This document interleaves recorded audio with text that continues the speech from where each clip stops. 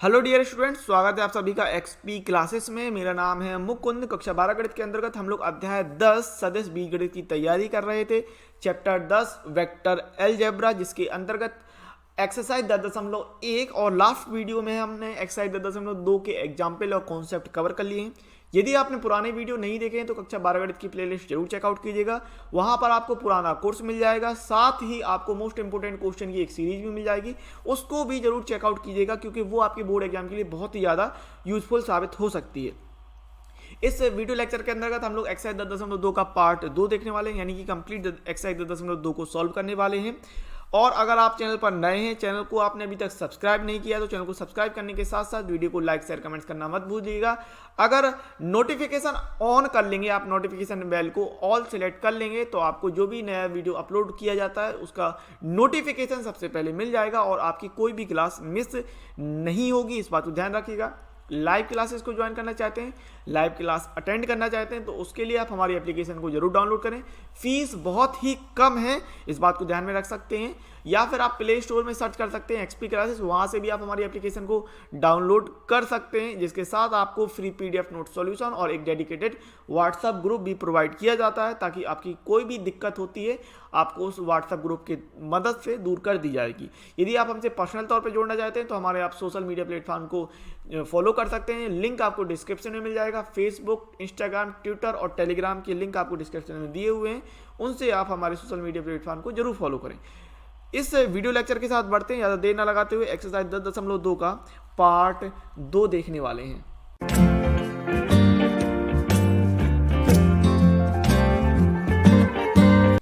Exercise 10.2 की बात करते हैं, ठीक है। और पहले क्वेश्चन पे आते हैं। निम्नलिखित सदिशों के परिमाण का परिकलन कीजिए। तो परिमाण का परिकलन मतलब मोड की वैल्यू आपसे बेसिकली पूछ रहा है, ठीक है। तो यहाँ पर ए वेक्टर दिया है I cap plus J cap plus K cap, तो इसके हम मोड की वैल्यू निकालेंगे, यानी मोड ऑफ ए, परिमाण का मतलब मोड ही से ही है, ठीक है। तो अंडर रूट ऑफ आई, जे और के जो गुणक हैं उनके वर्ग को जोड़ के उनका वर्गमूल निकालना होता है, ठीक है। सो आई के साथ है 1, जे के साथ भी है 1 एंड के साथ भी है 1 और इनके वर्ग को जोड़ देंगे हम, तो कितना निकल के आएगा अंडर रूट 3, ठीक है। तो ये हो जाएगा ए के लिए।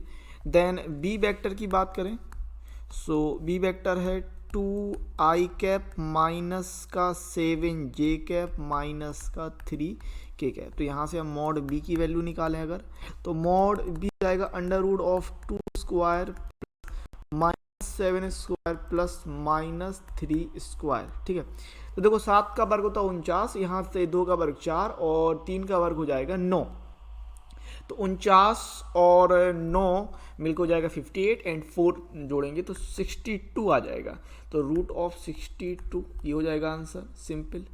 देन सी आपको वेक्टर दिया है 1 upon under root 3 I cap plus 1 upon under root 3 J cap minus का 1 अपॉन अंडर रूट 3 के कैप, ये दिया। तो इसके मॉड की वैल्यू निकाल लेंगे सिंपली इसी प्रकार से। सो मॉड ऑफ सी हम कह रहे हैं under root of 1 upon root 3 square plus 1 upon root 3 square plus and minus का 1 अपॉन रूट 3 स्क्वायर, ऐसे बोल लेंगे, ठीक है। तो यहाँ से हम कह सकते हैं भाई 1 upon 3 plus 1 upon 3 plus 1 upon 3 and root में, तो यहाँ पर एलसीएम आएगा 3 का 1 प्लस 1 प्लस 1 और यहाँ से हम कह रहे हैं 3 अपॉन 3 यानी कि अंडर रूट 1, तो आंसर कितना हो जाएगा 1, ठीक है। तो यहाँ से आपको दिखाना था कि भाई जो ए वेक्टर है उसके परिमाण का परिकलन, तो यानी मॉड ऑफ ए की वैल्यू होगी अंडर रूट 3। देन जो बी वेक्टर दिया था तो उसका मॉड ऑफ बी निकाला तो यह under root 62 and C vector आपको दिया था तो उसका मॉड आपने निकाला तो ये वैल्यू हो गई 1, ओके। क्वेश्चन नंबर 2 की बात करते हैं। कह रहा है समान परिमाण वाले दो विभिन्न सदिश लिखिए। बहुत ही सिंपल सी चीज़ है, समान परिमाण, उनका जो मॉड की वैल्यू है वो बराबर आपको दिखना, लेकिन दोनों ही सदिश जो लिखेंगे हम वो अलग अलग होने चाहिए। यानी आपने मान लिया, माना ए वेक्टर बराबर 2 I cap plus J cap plus K cap और बी वेक्टर हमने ले लिया मान लो आई cap plus J cap plus 2k।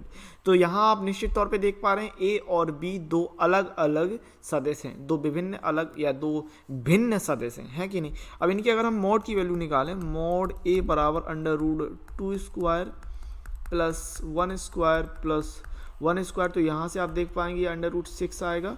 और मॉड बी की वैल्यू निकालते हैं तो ये भी 1 square plus 1 square plus 2 square के हिसाब से अंडर रूट 6 आएगा। तो जो आपको चाहिए था वो आपने इस तरीके से दिखा दिया, दो सदस्य अलग अलग भी रहे और उनका परिमाण जो है वो बराबर भी रहा, ठीक है।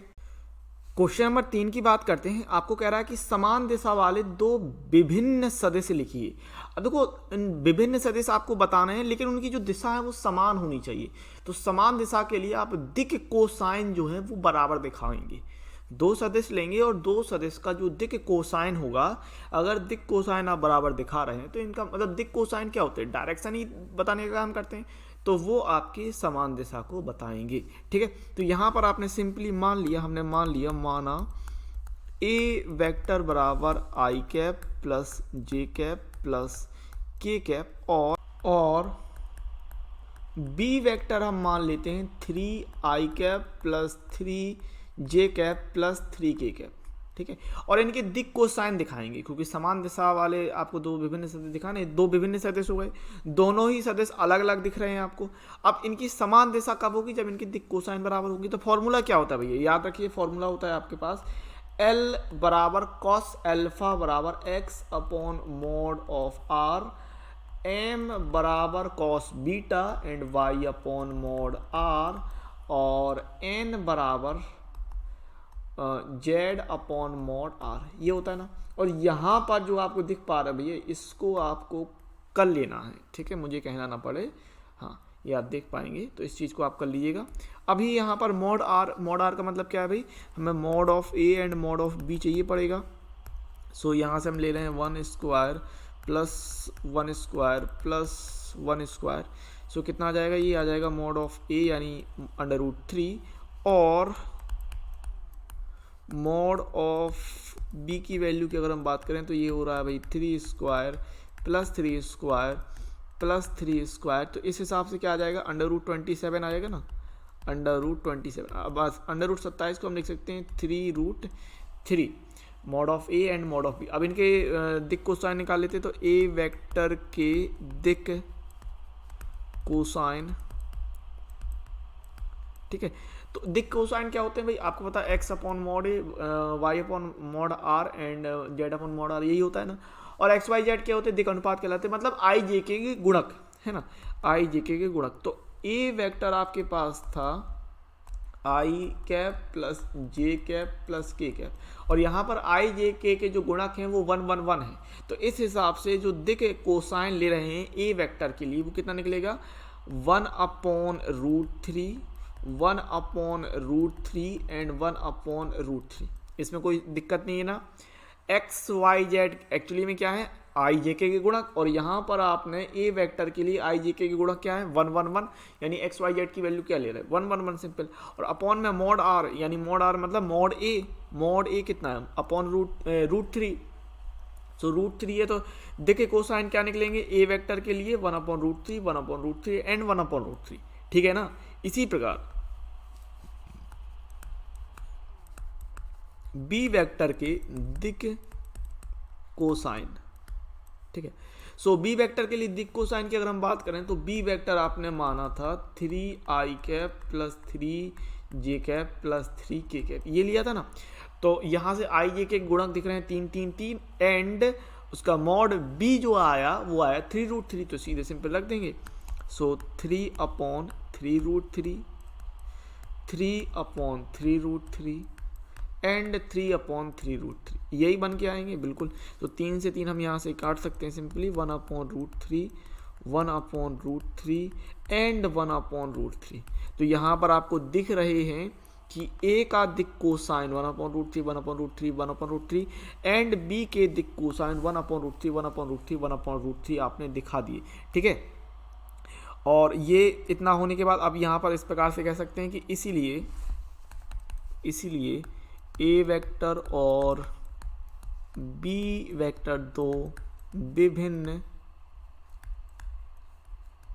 सदिश हैं, दो विभिन्न सदिश हैं जिनकी दिशाएं बराबर हैं, जो एक ही दिशा की ओर है, जिनकी दिशाएं बराबर हैं या जो एक ही दिशा की ओर है, एक ही दिशा की ओर है, या जिनकी दिशाएं समान हैं, ये भी आप लिख सकते थे। तो ये आपको कह रहा था, तो इस तरीके से आंसर हो जाएगा। क्वेश्चन नंबर 4 की बात करते हैं। आपको कह रहा है x और y के मान ज्ञात कीजिए ताकि सदिश 2i + 3j और xi + yj समान है। अब देखो दोनों ही सदिश समान है, समान होने की स्थिति में हम ये कह सकते हैं कि 2i + 3j बराबर xi + yj, यही कहलाएगा। और समान सदिश हैं तो इनके x और y का मान कैसे होगा, जब इनके घटकों की तुलना कर देंगे, यानी कि तुलना करने पर कहने का मतलब है समान सदिश तब होते हैं जब उनके संगत घटक बराबर हों।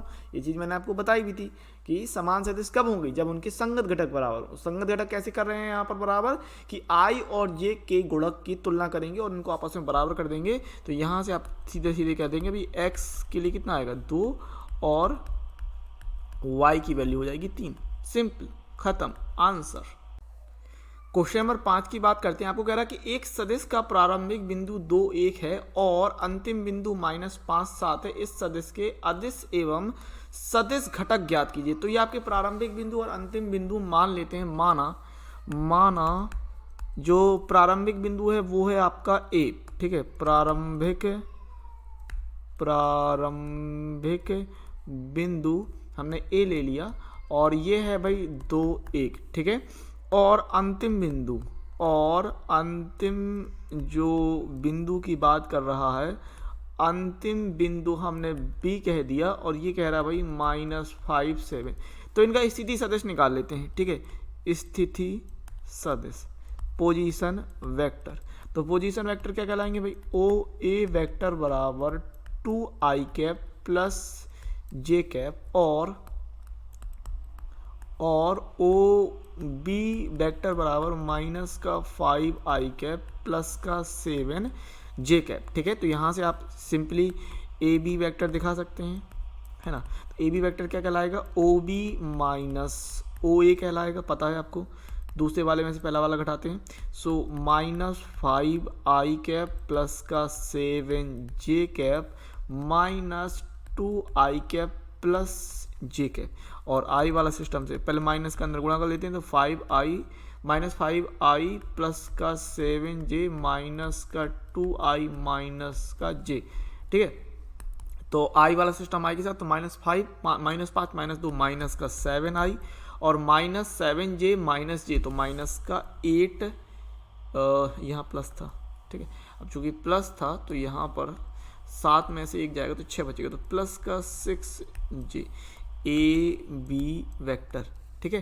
तो ये AB वेक्टर हो गया। अब वो कह रहा था कि इस प्रकार जो सदिश निकलेगी उसका अदिश घटक और सदिश घटक आपको बताना है, ठीक है। तो यहाँ से आप सिंपली कह सकते हैं अदिश घटक, ठीक है, अदिश घटक। तो अदिश घटक कुछ नहीं होंगे, जो i और j के गुणक हैं वही अदिश घटक कहलाएंगे, यानी -7 और 6, ठीक है। और सदिश घटक क्या हो जाएंगे, सदिश घटक हो जाएंगे i और j के साथ ले लेंगे हम। सदिश घटक हो जाएगा -7i cap and 6j cap. तो इस तरीके से आप अदिश घटक और सदिश घटक दिखा देंगे, कोई भी दिक्कत नहीं होनी चाहिए। सवाल बहुत ज़्यादा कठिन नहीं है, ठीक है ना। क्वेश्चन नंबर 6 की बात करते हैं। तो ये कह रहा है आपको सदिश एक वेक्टर बराबर i cap -2j cap plus k cap, b vector कह रहा है -2i cap plus 4j cap plus 5k cap, और c वेक्टर कह रहा है i cap -6j cap -7k cap का योगफल ज्ञात कीजिए। तो यहाँ पर हमने a ले लिया, ये b हो गया और ये c हो गया। अब इनका सीधा सिंपल योगफल निकालना है, तो निकाल देंगे कि a vector plus b vector plus c vector बराबर i cap -2j cap plus k cap plus -2i cap plus 4j cap plus 5k cap plus i cap -6j cap -7k cap, ठीक है। इतना। अब जोड़ते हैं तो कैसे, आई आई आई वाला सिस्टम जुड़ेगा। तो देखिए यहाँ पर अगर मैं बात करूँ, ये प्लस का आई, ये प्लस का आई, 2i हो गया, और माइनस का 2i घट के 0i बना देगा, 0i वेक्टर। फिर प्लस, फिर जे की बात कर लेते हैं, तो -2j plus 4j and minus का 6j, तो -2 एंड -6 हो गया माइनस का 8, और प्लस का 4 जाएगा तो बचेगा माइनस का 4, से हो रहा माइनस का 4j cap. Plus K cap की बात करें तो यहाँ पर देख रहे हैं plus K cap plus 5k cap, तो 6k कैप हो गया, एंड माइनस का 7k कैप घटेगा तो बचेगा माइनस का 1 कैप। तो यहाँ से आप दिखा सकते हैं फाइनल तौर पे कि a vector plus b vector plus c vector बराबर हो रहा है माइनस का 4j कैप और माइनस का k कैप। ठीक है, तो ये हो गया भाई फाइनल आंसर कुल मिलाकर इस तरीके से। ओके, क्वेश्चन नंबर 7 की बात करते हैं। सदिश ए वेक्टर बराबर I cap plus J cap plus 2k cap के अनुदिश एक मात्रक सदिश ज्ञात कीजिए। तो आपने उदाहरण नंबर 6 लगाया है, उसी की तरह सवाल है। मात्रक सदिश ज्ञात करने के लिए कह रहा है ए वेक्टर दिया है I cap plus J cap plus 2k cap. तो इकाई सदिश के लिए जो फॉर्मूला होता है ए कैप बराबर वो होता है ए वेक्टर अपॉन मॉड ऑफ ए। तो मॉड ए की वैल्यू हम निकाल लेंगे सबसे पहले यहाँ तक। तो mod A vector under root of 1 square plus 2 square. तो इस हिसाब से मॉड ऑफ ए की वैल्यू आ जाएगी अंडर रूट 6। तो ए वेक्टर का इकाई सदिश, ठीक है। अब वेक्टर ए के लिए जो इकाई सदिश यानी ए कैप होगा उसका फॉर्मूला आप बनाएंगे कि A vector upon mod of ए, और यहाँ पर अगर हम वैल्यू पुट कर देते हैं तो यहाँ से आप कह सकते हैं कि ए वेक्टर यानी I cap plus J cap plus 2k cap upon में अंडर रूट 6। तो यहाँ से हमने क्या आंसर दिखा दिया कि ए कैप बराबर 1 upon under root 6 I cap plus 1 upon under root 6 J cap plus 2 upon under root 6 K cap. तो भाई ये हो जाएगा अपना final answer. Okay, question number 8 की बात करते हैं। आपको कह रहा है कि सदिश पी क्यू वेक्टर के अनुदिश मात्रक सदिश ज्ञात कीजिए जहां बिंदु P और Q क्रमशः 1 2 3 और 4 5 6 हैं। तो आपको बिंदु दे दिए, तो यहां से हम पहले स्थिति सदिश ज्ञात कर लेंगे। स्थिति सदिश, ठीक है, स्थिति सदिश पोजीशन वेक्टर निकाल लेंगे। OP वेक्टर कितना हो जाएगा, ये तो सीधा I cap plus 2j cap plus 3k cap, और बिंदु Q की मदद से हम OQ निकाल लेंगे। तो यहाँ से हो जाएगा भाई 4i cap plus 5j cap plus 6k cap, simple. Then PQ vector चाहिए अपन को। तो PQ वेक्टर कैसे करते हैं, दूसरे में से पहला वाला घटाते हैं, यानी OQ vector minus OP vector. तो यहाँ से कितना हो जाएगा भाई 4i plus 5j plus 6k minus का i प्लस 2j प्लस का 3k वेक्टर। तो यहाँ से हम PQ वेक्टर कह रहे हैं, 4 में से 1 गया तो 3i कैप, 5 में से 2 निकाल रहे हैं तो ये हो जाएगा प्लस का 3j कैप, एंड 6 में से 3 जाएगा तो प्लस का 3k कैप। ठीक है, अब इसका आपको मात्रक सदिश कह रहा था। आपको क्या कह रहा था भाई, मात्रक सदिश ज्ञात कीजिए। मात्रक सदिश या इकाई सदिश निकालते हैं ए वेक्टर अपॉन मॉड ऑफ ए करके। ठीक है, तो पी क्यू वेक्टर के लिए निकालना तो सबसे पहले तो इसका हम मॉड निकाल लेंगे, यानी मॉड ऑफ पी क्यू बराबर under root of 3 square plus 3 square plus 3 square. तो यहाँ से हो जाएगा अंडर रूट 27, यानी कि 3 अंडर रूट 3, इतना मिल गया।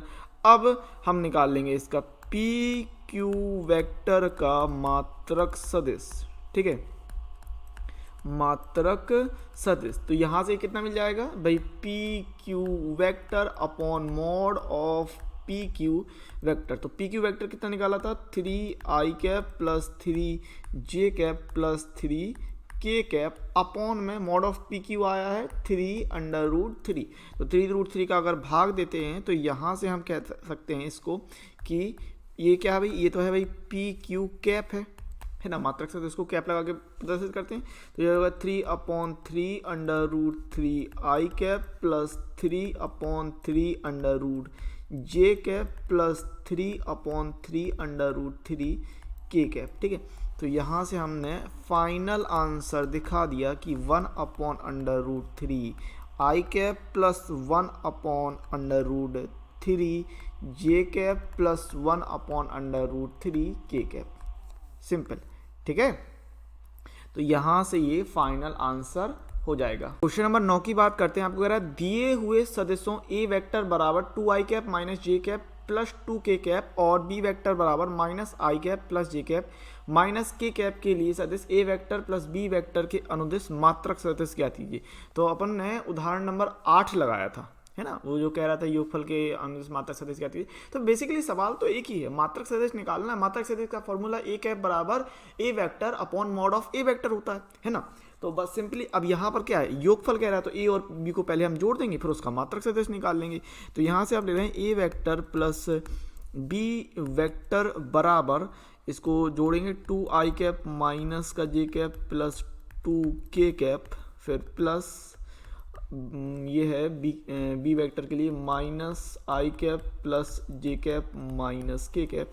तो यहाँ से निकल आएगा 2i में से आई गया तो ये बचेगा आई कैप माइनस जे और प्लस जे कट जाएगा तो जे खत्म हो गया, हटा दो। 2k में से के जाएगा तो प्लस का के कैप बच जाएगा। तो ये हो गया भाई A vector plus B vector simply. अब इसका हम मॉड निकाल लेंगे। तो mod of A vector plus B vector बराबर under root of 1 square plus 1 square यानी बराबर अंडर रूट में 2 हो जाएगा। अब यहाँ पर आप सिंपली बता सकते हैं कि A vector plus B vector का मात्रक सदिश तो क्या हो जाएगा मात्रक सदिश, A vector plus B vector upon mod of A vector plus B vector. तो A vector plus B vector आया है I cap plus K cap upon mod of A plus B निकाला अंडर रूट 2। तो यहाँ से required answer हो जाएगा 1/√2 I cap plus 1/√2 J cap. तो ये हो जाएगा भाई आंसर। ओके, क्वेश्चन नंबर 10 की बात करें तो ये आपको कह रहा है कि सदिश 5i cap minus J cap plus 2k cap के अनुदिश एक ऐसा सदिश ज्ञात कीजिए जिसका परिमाण 8 इकाई है। आपने उदाहरण नंबर 7 लगाया है, उसको देखा है, बिल्कुल उसी तरीके से चीज़ है कि नहीं। तो हमने इसको ए वेक्टर मान लिया। अब यहाँ पर आपको सबसे पहले इसका मॉड निकालना है। तो मॉड ऑफ ए वेक्टर बराबर under root of 5 square plus minus 1 square plus 2 square. तो ये मिल जाएगा 25 4 29 31 यानी अंडर रूट 30। ठीक है, अब यहाँ पर इसका हम मात्रक सदिश निकालते हैं। तो ए वेक्टर का मात्रक सदिश, ठीक है, तो ए वेक्टर का मात्रक सदिश ए कैप निकाल लेंगे, ए वेक्टर अपॉन मॉड ऑफ ए। तो ये कितना हो जाएगा, ये हो जाएगा भाई 5i minus J cap plus 2k cap upon under root 30। यानी कि यहाँ से हमने कह दिया ए कैप की वैल्यू हो गई 5/√30 आई कैप माइनस 1/√30 जे कैप प्लस 2/√30 जे कैप। अब वो कह रहा था ऐसा सदिश जिसका परिमाण 8 इकाई है। तो अभीष्ट सदिश बोल दीजिए, या हम कह देंगे कि ऐसा मात्रक सदिश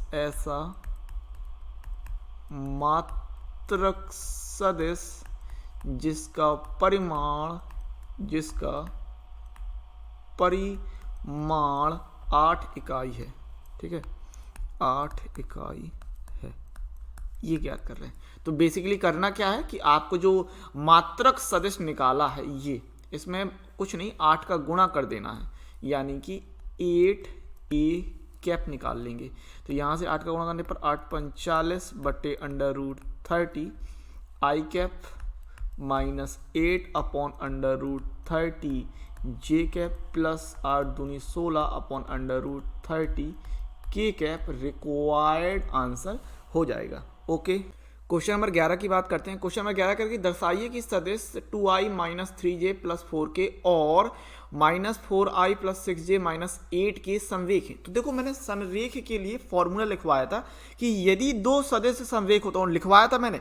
अगर नहीं है तो आप एग्जाम्पल और कॉन्सेप्ट वाली वीडियो को देखिएगा इससे जो पहले मैंने दिया था, इससे जस्ट पहले वाले वीडियो, उसमें मैंने इस 8.2 का पार्ट 1, उसमें मैंने ये संरेख वाला सिस्टम बताया था कि यदि संरेख होंगे, यदि दो सदिश संरेख होते हैं तो कंडीशन क्या बनती है कि ए वेक्टर बराबर एम बी वेक्टर कह दो या बी वेक्टर बराबर एम ए वेक्टर, कोई भी इसमें से कोई भी चीज़ अगर आपकी लागू हो रही है, कोई भी सिस्टम अगर लागू हो रहा है तो हम कह देंगे कि वो संरेख हैं। ठीक है, तो यहाँ पर आपने मान लिया सिंपली कि माना ए वेक्टर बराबर 2i कैप माइनस का 3j कैप प्लस का 4k कैप और बी वेक्टर है माइनस का 4i कैप प्लस का 6j कैप माइनस का 8k कैप। तो यहाँ देखो b जो वेक्टर आपने माना, इसमें से हम -2 कॉमन निकाले, अगर -2 कॉमन निकालेंगे तो अंदर कितना बचेगा, ये बचेगा 2i कैप माइनस का 3j कैप और प्लस का 4k कैप, ये बचेगा। ठीक है, और ये सिस्टम क्या है भाई, 2i cap minus 3j cap plus 4k cap, ये सिस्टम क्या है, ये सिस्टम और कुछ नहीं है, ए ही तो है। तो यहाँ से हम सिंपली क्या कह सकते हैं कि b वेक्टर बराबर -2a वेक्टर। तो यहाँ से हमने बता दिया सिंपली कि अतः अच्छा नियम कौन सा लग गया, काम कर गया, ये दूसरा वाला b बराबर एम वेक्टर वाला। ठीक है, कोई भी ए वेक्टर बराबर एम बी दिखा दो या बी वेक्टर बराबर एम ए दिखा दो, कोई दिक्कत नहीं है इससे। ठीक है, तो अतः ए वेक्टर और बी वेक्टर, या फिर आप कह सकते हैं कि दिए हुए सदिश संरेख हैं। ठीक है, संरेख हैं या समांतर, दोनों के लिए एक ही कंडीशन है, संरेख है। ठीक है, ये हो गया। क्वेश्चन नंबर 12 की बात करते हैं। सदिश I cap plus 2j cap plus 3k cap की दिक कोसाइन ज्ञात कीजिए। बहुत ही सिंपल चीज़ है, इससे पहले वाले क्वेश्चंस में भी हम दिक कोसाइन निकाल चुके हैं। एग्जाम्पल भी हमने एक दिक कोसाइन का लगाया था। कौन सा उदाहरण लगाया था आपको याद होना चाहिए, उदाहरण नंबर हमने 10 नॉर्मल लगाया था, उसमें हमने दिक अनुपात निकाले थे, दिक कोसाइन निकाले थे। तो ये सारी चीज़ें हो चुकी हैं, आपको बन जाएगा, कोई दिक्कत नहीं है। और दिक कोसाइन के लिए फॉर्मूला याद रखिएगा, क्या होता है, एल बराबर कॉस अल्फा एंड एम बराबर कॉस बीटा एंड बराबर कॉस गामा, ये करके। ठीक है, तो ये हमने जो सदिश दिया था उसको ए वेक्टर मान लिया। अब सबसे पहले इसका हम मॉड निकाल लेंगे। So mod of A vector बराबर under root of 1 square plus 2 square plus 3 square, so 9 1 10 4 14 हो जाएगा, अंडर रूट 14। ठीक है, देन हम निकालते हैं दिक कोसाइन। ठीक है, सो दिक कोसाइन क्या रहेंगे भाई, एल बराबर कॉस अल्फा बराबर, देखो एक्स वाई जेड क्या होते थे, एक्स वाई जेड होते थे आई जे के गुणक, यानी कि यहाँ पर आप कॉस अल्फा के लिए क्या लेंगे कि आई का जो गुणक है 1 upon mod of A vector यानी कि अंडर रूट 14। ठीक है, फिर m बराबर कॉस बीटा बराबर जे का गुणक आएगा, जे का गुणक है 2 बराबर 2 बटे अंडर रूट 14 एंड n बराबर कॉस गामा बराबर, और गामा के लिए n के लिए हम k का गुणक लेंगे 3, जो हो जाएगा 3 अपॉन अंडर रूट 14। तो यहाँ से आप कह सकते हैं कि अतः अभीष्ट दिक कोसाइन। ठीक है, सो अभीष्ट दिक कोसाइन हम यहाँ से दिखा रहे हैं 1 upon under root 14, 2 upon under root 14 and 3 upon under root 14 है। ठीक है, तो ये हो गया आंसर। ओके, आगे बात करते हैं। और क्वेश्चन नंबर 13 आपको दिया है कि बिंदुओं a12-3 एवं b-1-2-1 को मिलाने वाले a से b की तरफ दृष्ट सदिश की दिक कोसाइन ज्ञात कीजिए। ठीक है, तो आपको पहले ए बी वेक्टर ज्ञात करना पड़ेगा। अब ए बी वेक्टर है तो आपके पास बिंदु हैं ए और बी, तो सबसे पहले हम इनके स्थिति सदिश ज्ञात कर लेते हैं। स्थिति सदिश यानी कि पोजीशन वेक्टर। ठीक है, तो पोजीशन वेक्टर क्या भाई, ओ ए वेक्टर हो जाएगा I cap plus 2j cap minus का 3k कैप, और ओ बी वेक्टर हो जाएगा minus I cap minus 2j cap और प्लस का k कैप, ये हो जाएगा। फिर हम यहाँ से निकालने वाले हैं ए बी वेक्टर। अब ए बी वेक्टर आपको पता है दूसरे वाले में से पहला वाला घटाते हैं, यानी O B minus O A vector कर देंगे, तो यहाँ से हो जाएगा भाई minus I cap minus 2j cap plus k cap, ये ओ बी हो गया, माइनस ओ ए रखना है तो आई कैप प्लस 2 जे कैप माइनस का 3 के कैप, ठीक है। ये हो गया ओ ए। सो घटाएंगे तो minus I and minus I हो जाएगा माइनस का 2 I cap minus 2 J and minus 2 J हो जाएगा माइनस का 4 J vector and plus K and plus 4 3 के मिलके हो जाएगा प्लस का 4 के वेक्टर। ये तो हो गया भाई ए बी वेक्टर, ठीक है।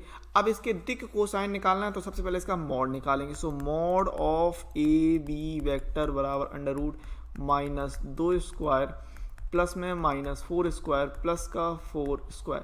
तो ये कितना हो जाएगा 16 16 32 और 4 32 4 36 हो जाएगा, ठीक है।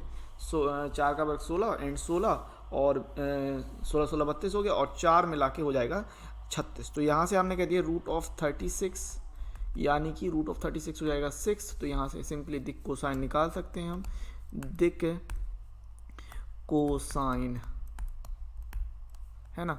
सो दिक कोसाइन क्या निकालने वाले हैं, जैसे आपने इससे पहले वाले क्वेश्चन में देखा था एल बराबर कॉस अल्फा बराबर क्या होता है कॉस अल्फा के लिए कि आई का गुणक बटे मॉड ऑफ जो वेक्टर है यानी कि -2/6। तो यहाँ सिंपली हम कह सकते हैं माइनस का 1/3 देन m कॉस बीटा। तो जी का गुणक है -4 तो -4/6 यानी माइनस का 2/3 एंड n बराबर ले रहे हैं हम कॉस गामा यानी कि 4/6। तो ये हो गया 2/3। तो यहाँ से हमने कह दिया अभीष्ट दिक कोसाइन ठीक है ना। तो यहाँ से आंसर कितना हो जाएगा, ये हो जाएगा माइनस का 1/3 माइनस का 2/3 एंड 2/3।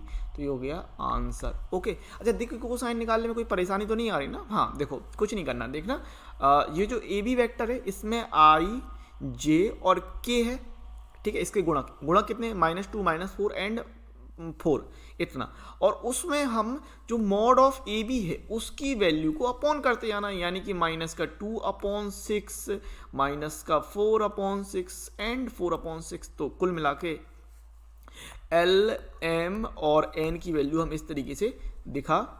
क्वेश्चन नंबर 14 की बात करते हैं। आपको जरा दर्शाइए कि सदिश I cap plus J cap plus K cap अक्षों ओ एक्स ओ वाई और ओ जेड के साथ बराबर झुका हुआ है। बराबर झुका होने का मतलब है कि इनके जो एंगल बन रहा है इस सदिश का, सदिश I cap plus J cap plus K cap का एक्स अक्ष वाई अक्ष और जेड अक्ष के साथ जो एंगल बनेगा, एंगल कौन सा, अल्फा बीटा गामा, जो मैंने दिक कोसाइन समझाते समय आपको बताए थे, ठीक है।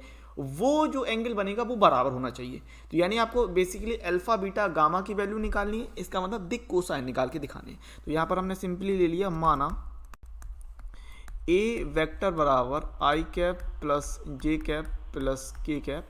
तो इसका हम मॉड ऑफ ए वेक्टर निकालेंगे यानी कि under root of 1 square plus 2 square plus 1 square. हाँ 2 नहीं, यहाँ पर रहेगा तो 1 ही क्योंकि आई जे के साथ सबके लिए गुणक एक ही है। तो 1 स्क्वायर एंड 1 स्क्वायर, ठीक है। तो यहाँ से कितना निकलना है, अंडर रूट 3 निकलना है। तो अब यहाँ पर आप सिंपली दिक कोसाइन दिखा दीजिए, दिक कोसाइन, ठीक है।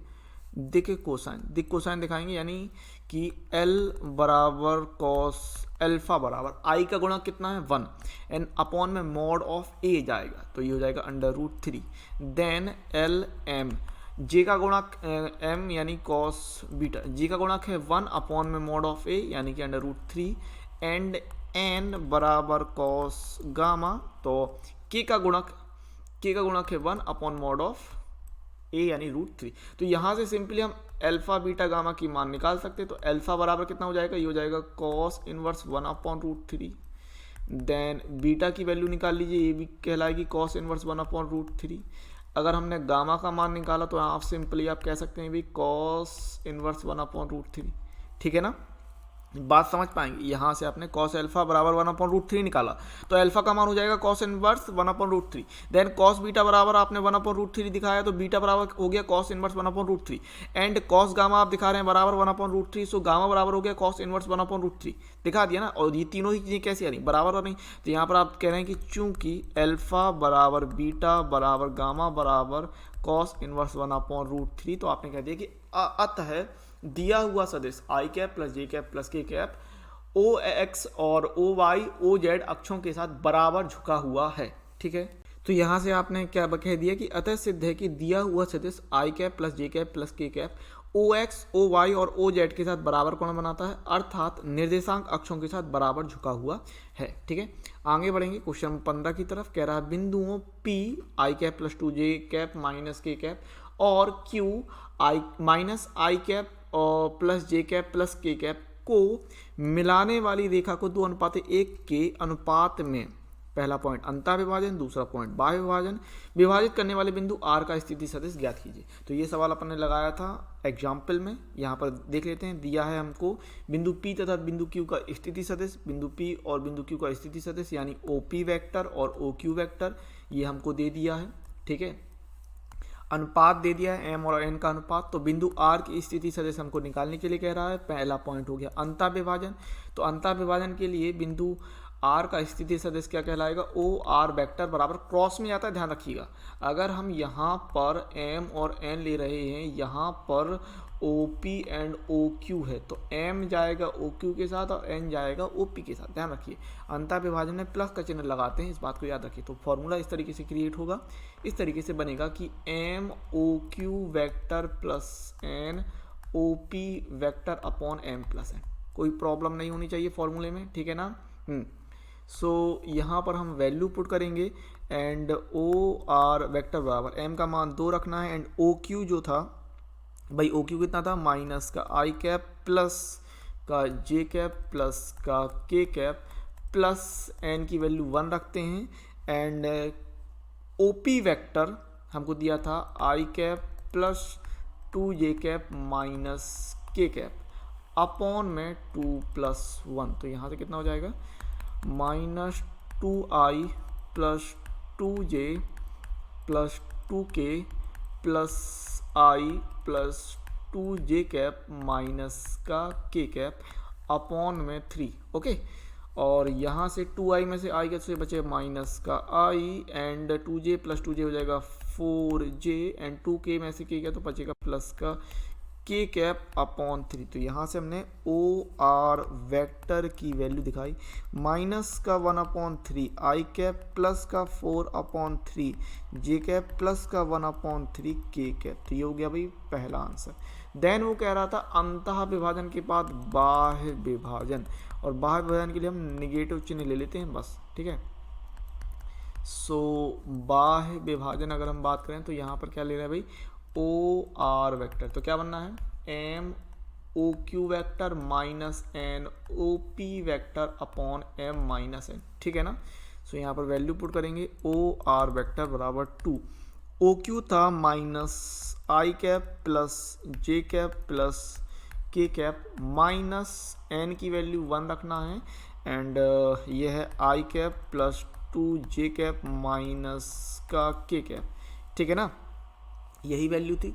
देन 2 माइनस 1 यहाँ पर गुणा करते हैं तो माइनस का 2i कैप प्लस का 2j कैप प्लस का 2k कैप माइनस का i कैप माइनस का 2j कैप और प्लस का k कैप अपॉन में 1।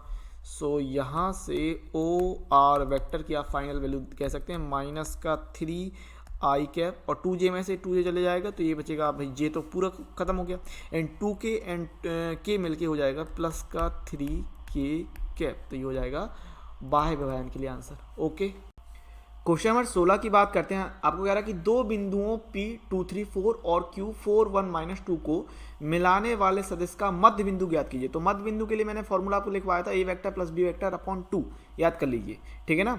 और बिंदु हमको दे दिए P 2 3 4 और Q दे दिया है 4 1 -2। तो यहाँ से सबसे पहले हम पोजिशन वेक्टर यानी कि स्थिति सदिश ज्ञात कर लेंगे। आसान है, कैसे करेंगे, OP वेक्टर बराबर हो जाएगा 2i cap plus 3j cap plus 4k cap और OQ वेक्टर हम कह देंगे 4i cap plus j cap minus का 2k कैप हो जाएगा।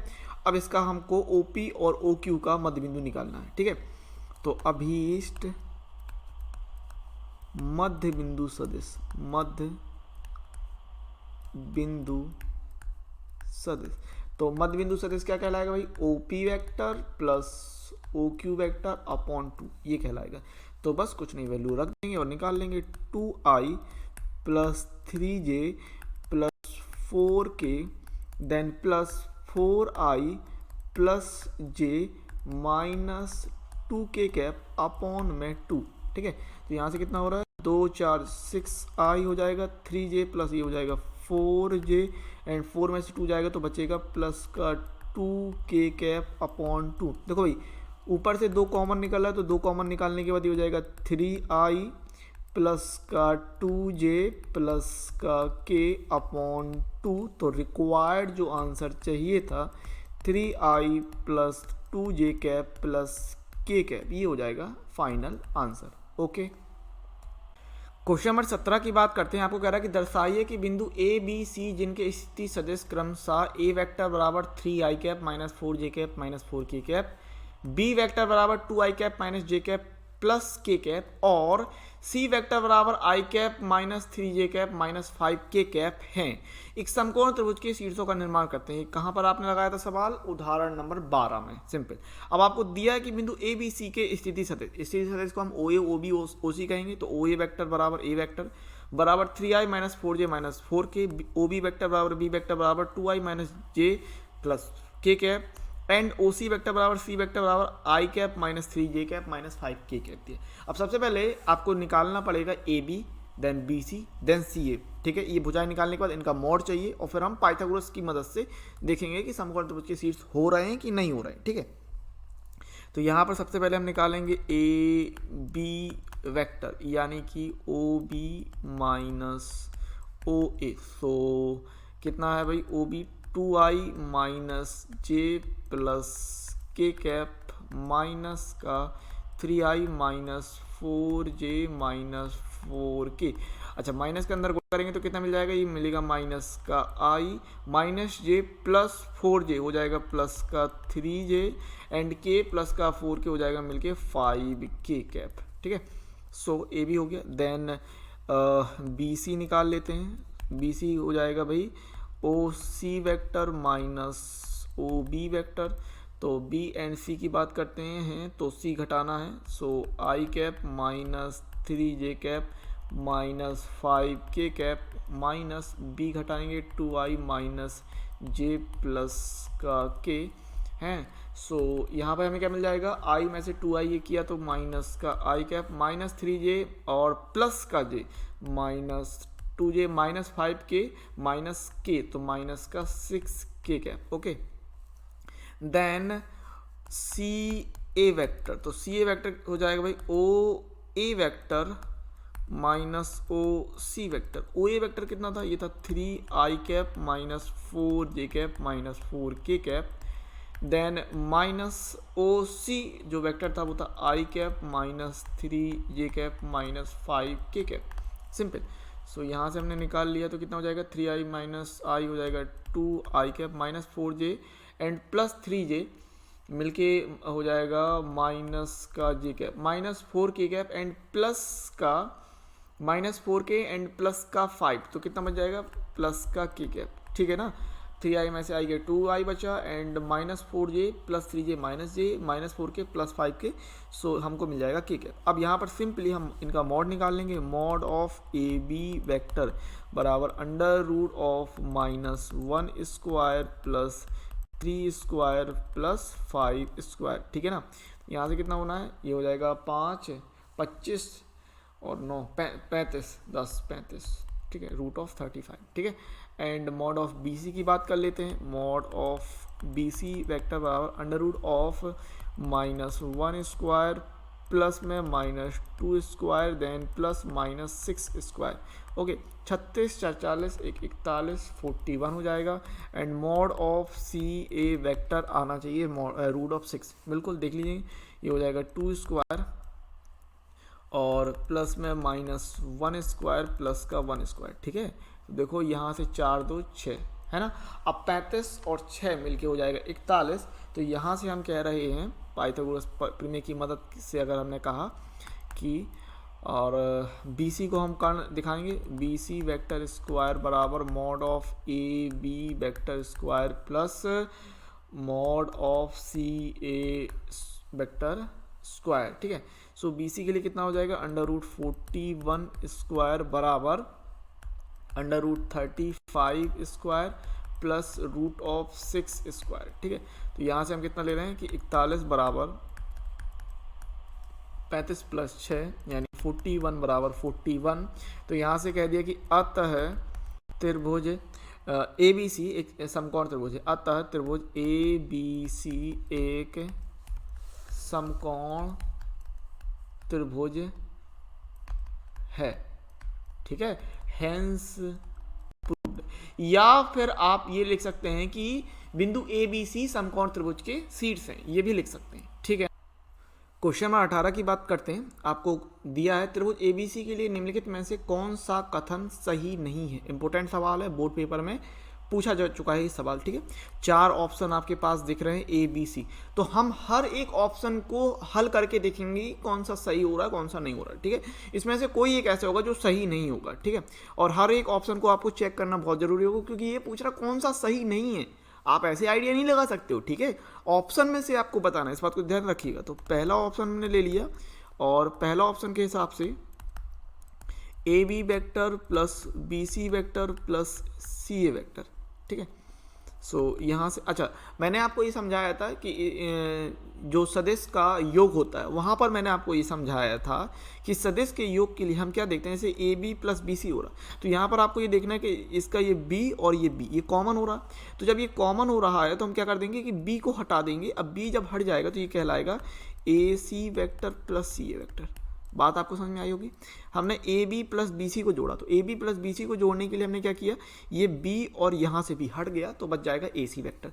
देन सेम प्रोसेस यहाँ पर अप्लाई करेंगे, तो ए सी प्लस सी ए में से हम क्या कर सकेंगे, यहाँ से कर सकते हैं आप सी वैक्टर और सी वैक्टर यहाँ देख रहे हैं, पहले वाले का दूसरा और दूसरे वाले का पहला, ऐसे देखते हैं ना। तो यहाँ से बच जाएगा भाई ए वैक्टर, और ए वैक्टर क्या कहलाता है, शून्य सदिश कहलाता है। मैंने आपको बताया था शून्य सदिश की जो परिभाषा, जीरो वेक्टर नल वेक्टर की जो परिभाषा बताई थी मैंने, उसमें वहां पर एक चीज समझाई थी कि ए वेक्टर बराबर जीरो वेक्टर, सिंपल कह सकते हैं। ठीक है, तो यहां से ये हो जाएगा। या फिर आप इसको इस तरीके से भी, ऑप्शन नंबर ए की बात करूं मैं अभी सिर्फ समझाने के लिए बता रहा हूँ, A B vector plus B C vector plus C A vector. तो इसको अगर आपको बताना है, इसको हम ऐसे भी बता सकते थे कि देखो भाई, सबसे पहली बात तो ये A B plus B C आपको पता है, ये हो जाएगा कितना, ये हो जाएगा ए सी, कोई प्रॉब्लम नहीं है।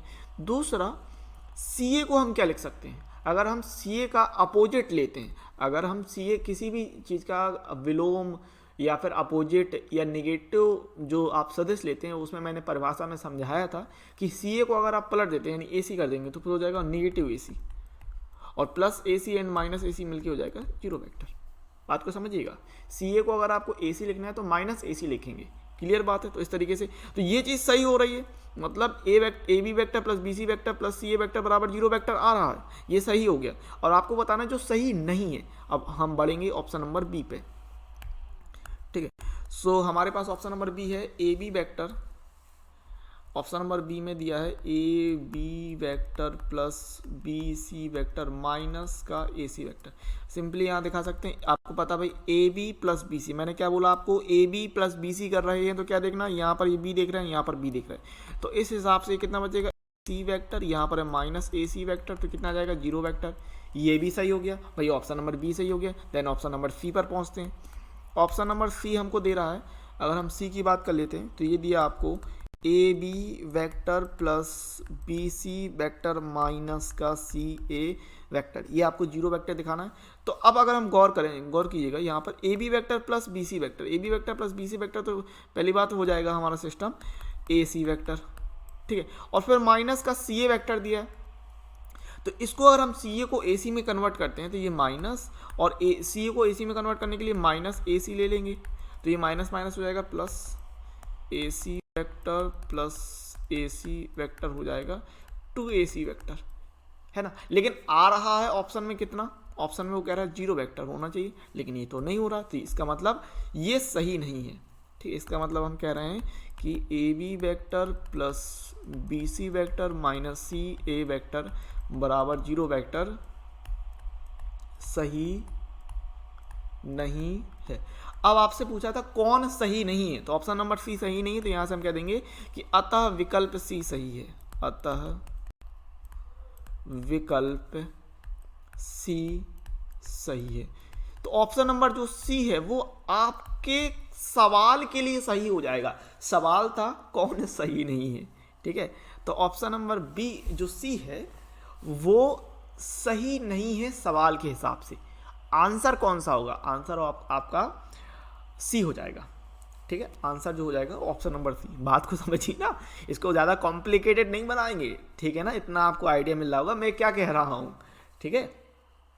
सी जो ऑप्शन नंबर सी में जो कथन दिया, जो स्टेटमेंट दिया है वो सत्य नहीं है, लेकिन क्वेश्चन नंबर 18 के लिए जो ऑप्शन सही है वो ऑप्शन नंबर सी सही है, ठीक है। अब आप क्लियर हो के बाद अगर मैं चेक करने के लिए कहूँ आपसे कि ऑप्शन नंबर डी भी चेक कर लीजिए, तो चेक कर लेते हैं क्या इसका स्टेटमेंट सत्य आ रहा कि नहीं आ रहा, तो चेक कर लेते हैं। लगे यहाँ तो कोई दिक्कत नहीं। अब यहाँ तक आए हैं तो ऑप्शन नंबर डी को भी चेक कर लेंगे। A B minus C B plus C A, इसको जीरो वेक्टर करके दिखाना है। तो सिंपली यहाँ पर क्या कर सकते हैं, देखो सिंपली यहाँ देखो सी बी है तो सी बी को हम कुछ नहीं बी सी में कन्वर्ट करेंगे। अब बी सी में अगर आपको कन्वर्ट करना है तो हम माइनस का बी सी लेंगे, है ना, प्लस सी वेक्टर। तो ये माइनस का बी सी माइनस माइनस कितना हो जाएगा, प्लस हो जाएगा नहीं। A B vector plus B C vector plus C A vector, और A B plus B C मिलकर हम कर सकते हैं ए सी वेक्टर, और सी ए को हम या फिर इसको आप ऐसे लिख लीजिए ए सी प्लस सी हो जाएगा ए वेक्टर, इसको हम करेंगे जीरो वेक्टर। तो यहाँ से ऑप्शन नंबर डी का जो स्टेटमेंट है वो भी सत्य है, ठीक है।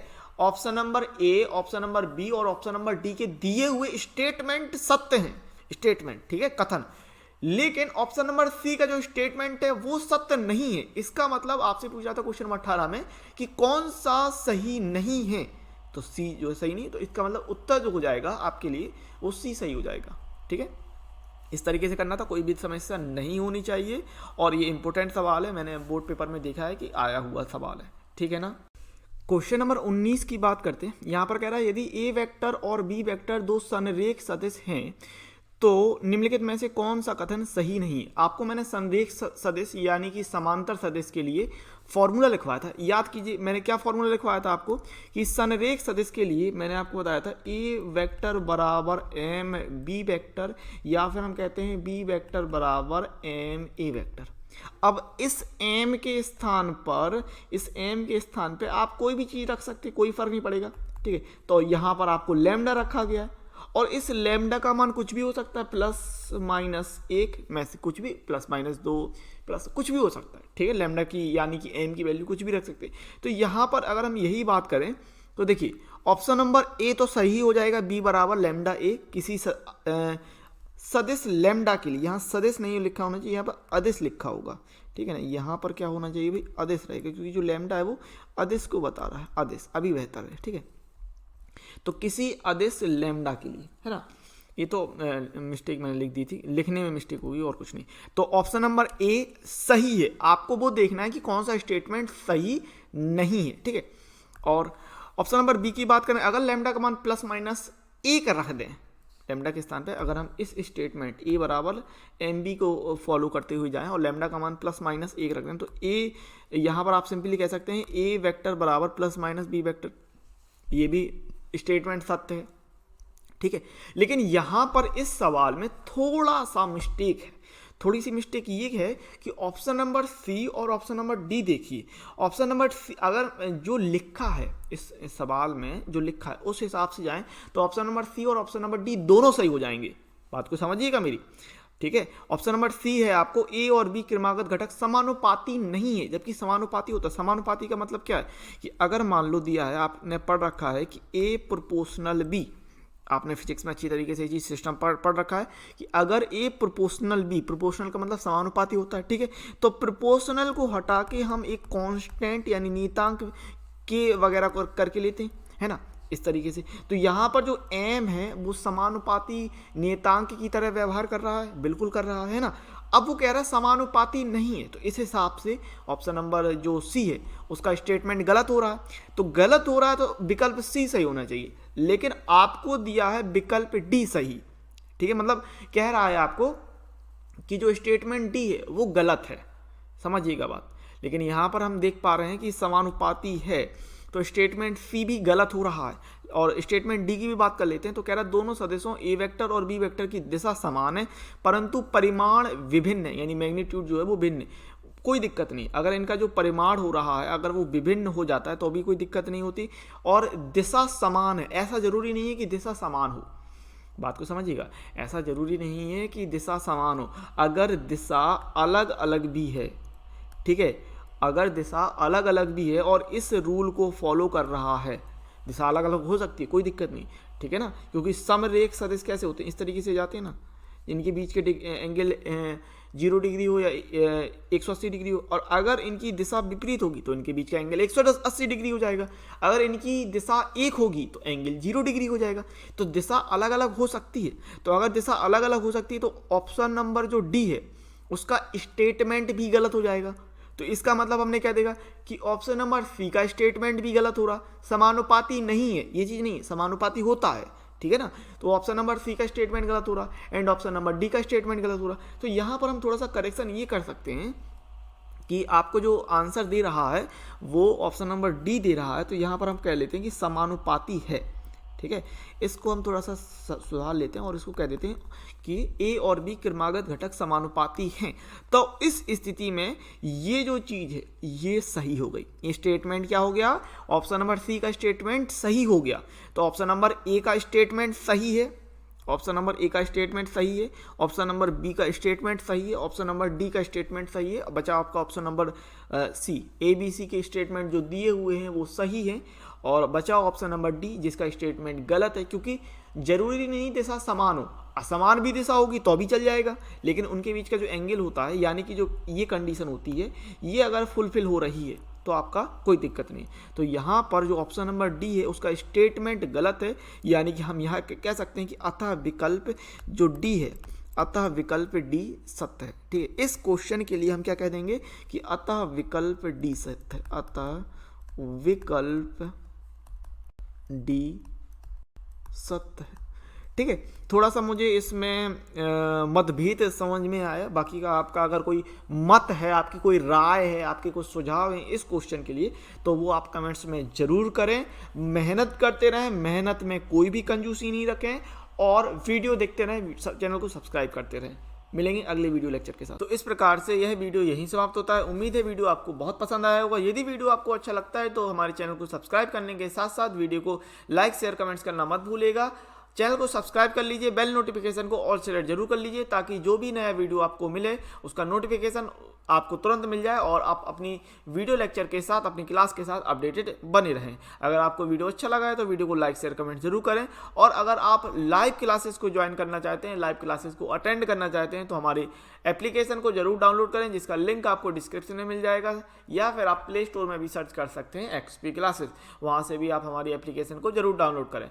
लाइव क्लासेस के साथ साथ वहाँ पर आपको फ्री PDF नोट सॉल्यूशन और एक डेडिकेटेड व्हाट्सएप ग्रुप भी प्रोवाइड किया जाता है, ताकि जो भी कुछ आपका डाउट हो आप अपने डाउट को उस व्हाट्सएप ग्रुप के थ्रू पूछ सकते हैं और अपनी क्वेरी को सॉल्व कर सकते हैं। यदि आप हमसे जुड़ना चाहते हैं तो हमारे सोशल मीडिया प्लेटफॉर्म को जरूर फॉलो करें। फेसबुक, टेलीग्राम, इंस्टाग्राम और ट्विटर के लिंक आपको डिस्क्रिप्शन में ही मिल जाएंगे। सभी के लिंक आपको डिस्क्रिप्शन में दिए हुए हैं, तो उनको आप फॉलो जरूर कर सकते हैं। वहाँ पर हमें मिलेंगे अगली वीडियो लेक्चर के साथ, तब तक के लिए जय हिंद, जय भारत।